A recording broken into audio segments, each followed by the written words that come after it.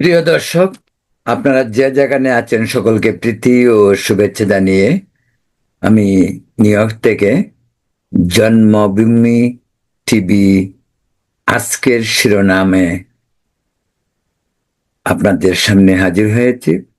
আজকের শিরোনামগুলি বাংলাদেশ সহ সারা দুনিয়ায় কোথায় কি ঘটছে তার সংক্ষিপ্ত শিরোনাম।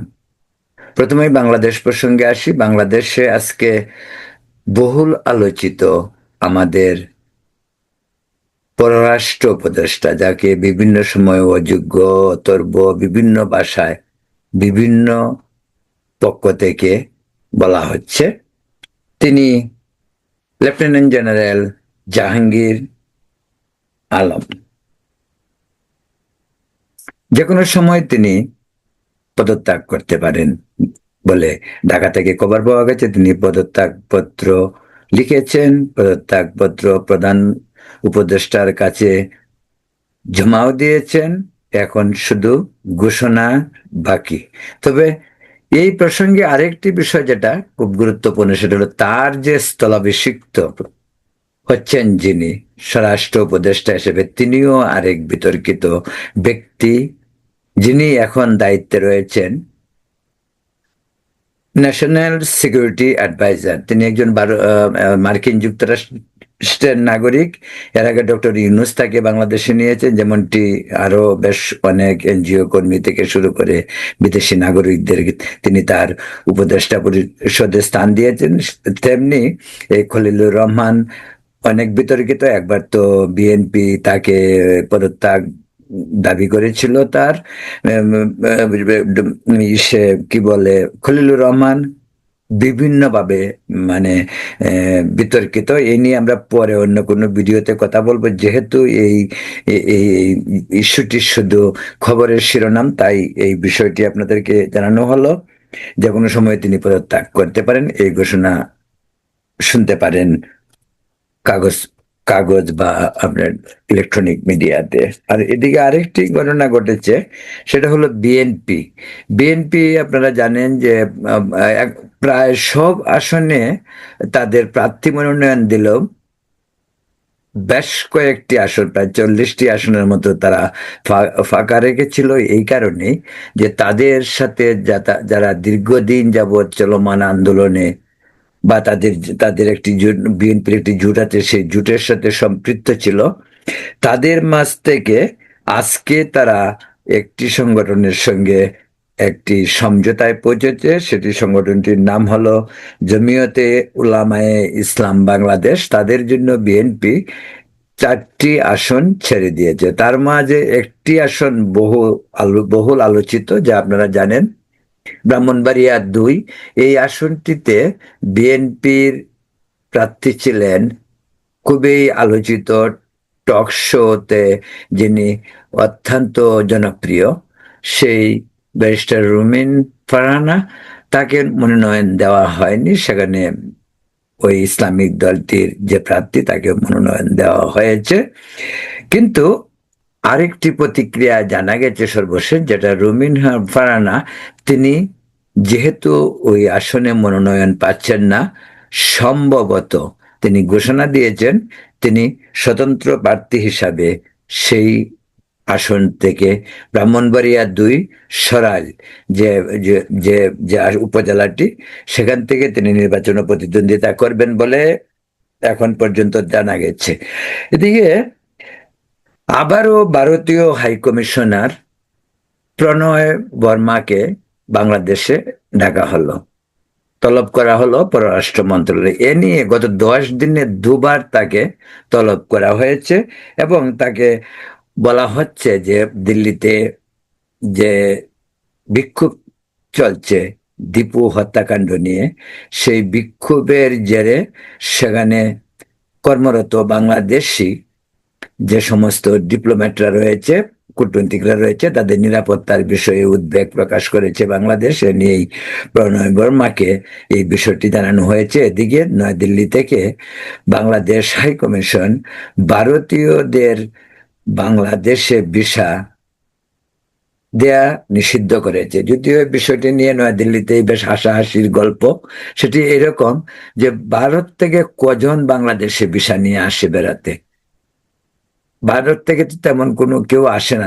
যেটা বাংলাদেশ থেকে বিপুলভাবে চিকিৎসার জন্য ঘুরতে যাওয়া স্টুডেন্ট, বাংলাদেশ থেকে হাজার হাজার লক্ষ লক্ষ লোক ভারতে যায়, কিন্তু সেই তুলনায় ভারত থেকে কিন্তু হাতে গোনা লোকজন আসে। তাই ভারতীয় একজন নয়াদিল্লিতে বলছে যে বাংলাদেশ ভিসা বাতিল করলো কি করলো না, এতে ভারতীয়দের কিছু আসে যায় না, কারণ ভারতীয়রা বাংলাদেশে যায় না। যেটা বিজনেস এবং ডিপ্লোম্যাটিক চ্যানেল ছাড়া ভারতীয় খুব বেশি বাংলাদেশে যায় না বা প্রয়োজনও পড়ে না। তাই তারা এই বিষয়টিকে মনে করছে যে এক ধরনের, যেহেতু ভারত বাংলাদেশে ভারতীয় ভিসা বন্ধ করেছে সাময়িক, সেই কারণে বাংলাদেশ মানে ভারত যা করবে তার উল্টাটা করতে হবে, কারণ বাংলাদেশ মনে করে তারা ভারতের সমতুল্য দেশ। সেই বিষয়টি ইঙ্গিত করল নয়াদিল্লির একজন সাংবাদিক। তিনি বললেন যে বাংলাদেশ ভারত নিয়ে এখন যা করছে তা ভারতের উদ্বেগের যথেষ্ট কারণ রয়েছে, যে কারণে ভারতীয় এক্সটার্নাল অ্যাফেয়ার্স মিনিস্টার, যেটি পররাষ্ট্র মন্ত্রণালয়, তারা একটি বিবৃতি দিয়েছে দুদিন আগে। এদিকে কলকাতাতেও দীপু হত্যাকাণ্ড নিয়ে বাংলাদেশের ময়মনসিংহের বালুকায় আপনারা জানেন একজন গার্মেন্টস পোশাক মানে শ্রমিককে তথাকথিত ধর্মীয় অবমাননার নামে, ধর্ম অবমাননার অজুহাতে তাকে প্রথমে পিটানো হয়, তারপর গাছের সঙ্গে বেঁধে তার শরীরে আগুন দেওয়া হয়। অনেকে আবার এটাও বলে যখন তাকে আগুন দেওয়া হয় সে পুরোপুরি তখনও মারা যায়নি, বলা যেতে পারে প্রায় জীবন্তই তাকে পুড়িয়ে মারা হয়েছে। সেই কারণে সারা ভারত জুড়ে, এমনকি এই এর প্রতিক্রিয়ায় এই বিষয়টি নিয়ে মার্কিন কংগ্রেসেও আলোচনা হয়েছে, ব্রিটিশ পার্লামেন্টে, ইউরোপিয়ান পার্লামেন্টে, অস্ট্রেলিয়ায় এবং সারা পৃথিবীর বিভিন্ন দেশেই এই বিষয়টি নিয়ে আলোচনা হচ্ছে এবং খবরের শিরোনাম হচ্ছে বিষয়টি নিয়ে। সর্বশেষ যেটুকু জানা গেছে, দীপু হত্যাকাণ্ডের সঙ্গে জড়িত এখন পর্যন্ত 12 জনকে গ্রেপ্তার করা হয়েছে এবং 150 জনকে আসামি করা হয়েছে। পাশাপাশি এখন পর্যন্ত গভর্নমেন্টের কাছ থেকে একটি ছোট্ট বিবৃতি ছাড়া আর কোনো ধরনের আশ্বাস পাওয়া যায়নি। তবে ময়মনসিংহের জেলা প্রশাসক আজ দীপু দাসের বাড়িতে তার শোকসন্তপ্ত পরিবারকে সমবেদনা জানাতে জেলা প্রশাসক গিয়েছিলেন ময়মনসিংহের, এবং তিনি সাহায্যের আশ্বাস দিয়েছেন। যদিও সরকারের উপর লেভেল, বিশেষ করে অন্তর্বর্তীকালীন সরকারের ডক্টর মোহাম্মদ ইউনূস বা তার সরকার এই পরিবারটির সঙ্গে কোনো ধরনের যোগাযোগ করেনি এবং কোনো ধরনের সাহায্যের আশ্বাসও দেয়নি। পরিবারটি অত্যন্ত হতদরিদ্র, তাই সেই ছিল একমাত্র উপার্জনশীল ব্যক্তি। তাই এই পরিবার নিয়ে তারা নিজেরাও অত্যন্ত চিন্তায়। পাশাপাশি আন্তর্জাতিক সম্প্রদায়, বিশেষ করে জাতিসংঘ সহ বিভিন্ন মানবাধিকার সংস্থাগুলিও এই ইস্যুতে প্রতিবাদ অব্যাহত রেখেছে। প্রিয় দর্শক, আরেকটি বিষয়ে বলতে হচ্ছে যে সেটা হলো ভারতীয়দেরই, যে যারা H1 ভিসা নিয়ে মার্কিন প্রেসিডেন্ট ডোনাল্ড ট্রাম্প নতুন করে একটি নিয়ম বা যেটাকে বলা হয় যে বিধিনিষেধ আবার জারি করেছেন। তিনি প্রতিদিনই প্রায় অভিবাসীদের ব্যাপারে অত্যন্ত সচেতনতার সাথে বিভিন্ন ধরনের কঠোর আইন কানুন প্রয়োগ করছেন এবং তা প্রতিদিনই প্রায় অভিবাসী যারা অবৈধ তাদেরকে ধরার জন্য অভিযান চালানো হচ্ছে এবং তাদেরকে স্বদেশে স্বদেশে পাঠানোর ব্যবস্থা অত্যন্ত তড়িৎ গতিতে করার ব্যবস্থা নিয়েছে বলে জানা গেছে। এদিকে আরো একটি বাংলাদেশের খবর হলো যে সেটি হলো আপনারা জানেন যে জাতীয় পার্টি, এরশাদের জাতীয় পার্টি বহুভাবে বিভক্ত।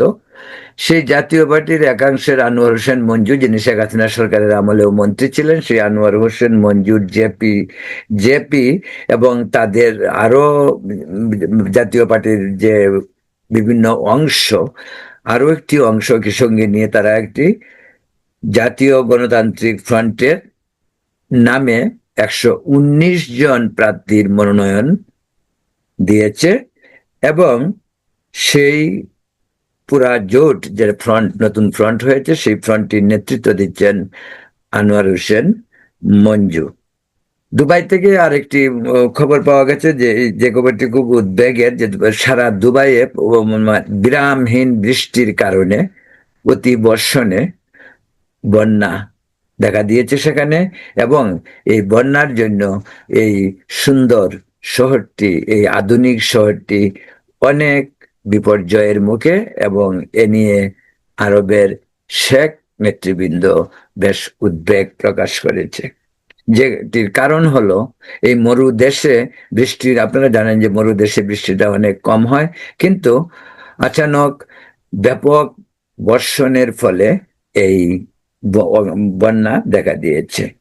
অন্য একটি বিষয়ে আপনাদেরকে বলবো, পাকিস্তানের সেই আবারও পাকিস্তানে পুলিশের গাড়িতে সন্ত্রাসীদের হামলা হয়েছে গতকাল, এবং সেই হামলায় আরো 5 জন মারা গিয়েছে। এদিকে পাকিস্তান আবার লিবিয়ান যে বিদ্রোহী গ্রুপ, আফ্রিকার লিবিয়া, সেই লিবিয়ান বিদ্রোহী গ্রুপের কাছে পাকিস্তান প্লেন, যুদ্ধ বিমান বিক্রি করছে। তো এটা জাতিসংঘের নিষেধাজ্ঞা ছিল। অনেকাংশে জাতিসংঘের নিষেধাজ্ঞাকে অবজ্ঞা করেই পাকিস্তান লিবিয়ার এই বিদ্রোহী গ্রুপের সঙ্গে চুক্তি করেছে। তবে একটি কথা আপনাদেরকে বলা দরকার, পাকিস্তান তো আর যুদ্ধ বিমান বানায় না। পাকিস্তান ওই চায়না বা আমেরিকা থেকে পাওয়া সেই ওই পুরাতন বিমানগুলি লিবিয়ান বিদ্রোহী গ্রুপকে বিক্রি করার জন্য একটি চুক্তি স্বাক্ষর করেছে, যদি এই চুক্তির বিরুদ্ধে জাতিসংঘ প্রতিবাদ করেছে। অন্য একটি বিষয় আপনাদেরকে জানাতে চাচ্ছি, সেটা হলো যে বাংলাদেশের ভারতীয় কনসুলেট বা উপ হাই কমিশনার চট্টগ্রামে, সেখানে ব্যাপকভাবে বিক্ষোভকারীরা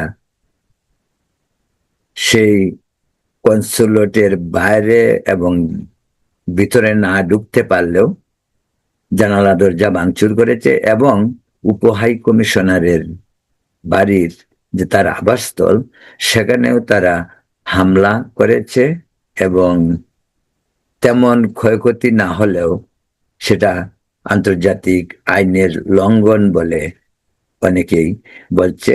যেহেতু প্রতিটি দেশে যে হাই কমিশনার বা দূতাবাস থাকে, সেই দূতাবাসগুলিতে আক্রমণ করা সেই দেশের উপরে আক্রমণ করার শামিল আন্তর্জাতিক আইনে। সেই জন্য বাংলাদেশে যে ঘটনা ঘটছে সেগুলি আরো সংযত হওয়া প্রয়োজন। ইতিমধ্যে সরকার বিক্ষোভকারীদের দমন করার জন্য এবং এই পরিস্থিতিতে ভারতীয় দূতাবাসের যাতে কোনো ধরনের আক্রমণ না হয় তা থেকে বিরত থাকার জন্য জনতাকে অনুরোধ জানিয়েছে সরকার।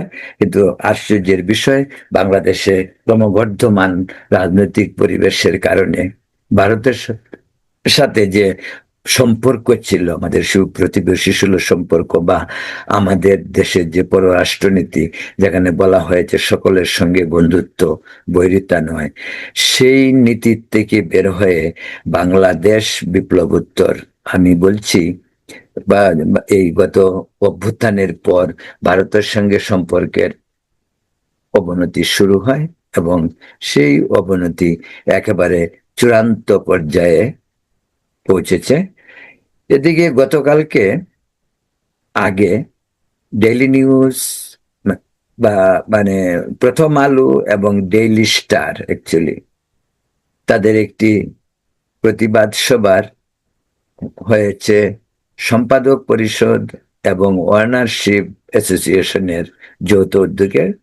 সেখানে এই ঘটনার তীব্রভাবে নিন্দা করা হয়, এবং সংবাদপত্রের স্বাধীনতা, সংবাদ কর্মীদের নিরাপত্তা নিয়ে উদ্বেগ প্রকাশ করা হয়। প্রিয় দর্শক, আজ এ পর্যন্তই। আজকের শিরোনাম। আগামীকাল অন্য বিষয় নিয়ে আবার আপনাদের সামনে আসবো। এই পর্যন্ত ভালো থাকুন, সুস্থ থাকুন এবং নিরাপদ থাকুন। ধন্যবাদ।